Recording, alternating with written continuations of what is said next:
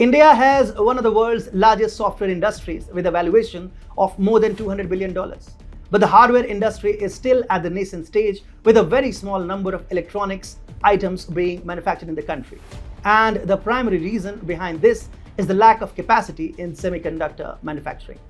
However, the Modi government, akin to the numerous other sectors where it has started the cycle of Make in India to plug the gaps, whether it be in the smartphone industry or drone and grenade manufacturing, is now looking to start manufacturing of semiconductors here in India. Hitting two targets with one arrow, the Modi administration has joined forces with Taiwan for the same purpose and left China gawking with red-faced Xi Jinping, hapless to do anything about it. Hi and welcome. You're watching TFI English, the national socio-political analysis arm of the TFI Media Group. I'm your host Atul Mishra, and in this video I will tell you how India shattered China's dream of one China policy by tying up with Taiwan for the supply of semiconductors. Let's begin. Giving a jolt to one China policy, the Narendra Modi government is in advanced talks with Taiwan over bringing a chip plant worth an estimated $7.5 billion to India to supply everything from 5G devices to electric cars. Ever since the pandemic began, the rise in demand for electrical equipment has led to an increase in the demand for semiconductors. However, directly dealing with Taiwan is expected to antagonize China, which considers Taiwan a part of its authoritarian One China policy.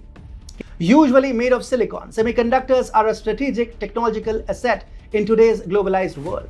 From car batteries to laptops to smartphones to household appliances to gaming consoles and everything in between, semiconductors act as the fulcrum of the job in powering smart electronic devices. The global semiconductor industry is valued at around $481 billion as of 2018 and is dominated by companies from South Korea, Taiwan and Japan, all of which happen to be India's friends.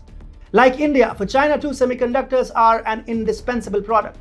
And in the last few months, China has also pushed for indigenous manufacturing of semiconductors because the Trump administration crippled its electronics industry with a ban on the export of American-designed models to China. Reported extensively by TFI, the Chinese tech giant Huawei was cut to size after the Trump administration blacklisted the company and refused to sell the semiconductors to it. As a result of the ban on Huawei, China's Silicon Valley Shenzhen, where Huawei was born, has been crippled and faces acute economic distress. Such has been the thirst for semiconductors that China has engaged in industrial espionage and talent poaching to offset the semiconductor shortfalls. However, wary of the threat, Taiwan has asked staffing companies to remove all listings for jobs in China. This is a deliberate move by Taipei to avoid the outflow of Taiwanese talent to China.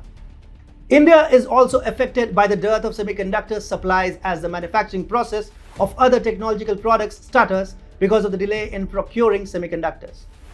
Semiconductors are a strategic asset, and manufacturing semiconductors is a tedious as well as an arduous process.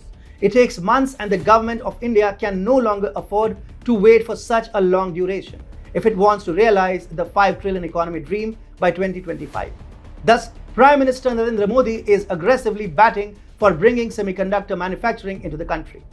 PM Modi on his trip to the US met and discussed with chip giant Qualcomm's Chief Executive Officer Cristiano Amon about the feasibility of setting up a camp in India. As per Ajay Sahni, Secretary, Ministry of Electronics and Information Technology, the government had received expressions of interest from several semiconductor firms and will come out with a scheme for semiconductors in the next 6 months.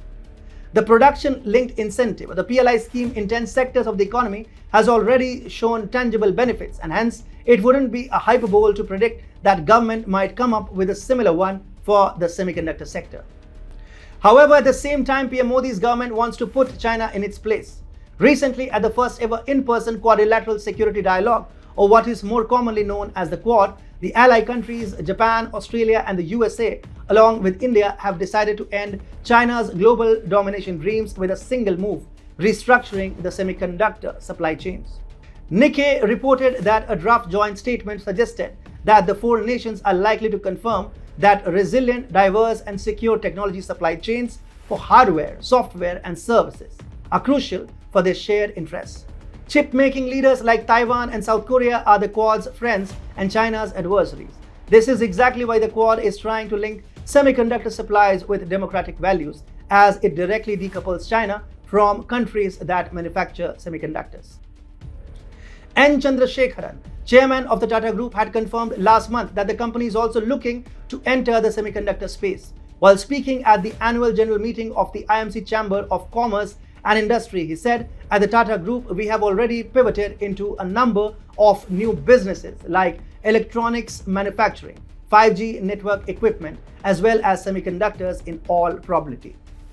The Vedanta Group also seemed to be interested in forming strategic partnerships that will allow the company to enter the semiconductor industry. Moreover, after starting semiconductor manufacturing, India could fill up the vacant space and become an electronics manufacturing powerhouse. A joint venture between US smartphone chip maker Qualcomm Inc. and China's Guizhou province had shut down back in 2019. This will be a big opportunity for India to take advantage of the situation to tackle the Chinese hegemony on the manufacturing unit. Given the fact that India is already the second largest player after the United States as far as the software industry is concerned, an edge in hardware manufacturing would make the country a tech powerhouse.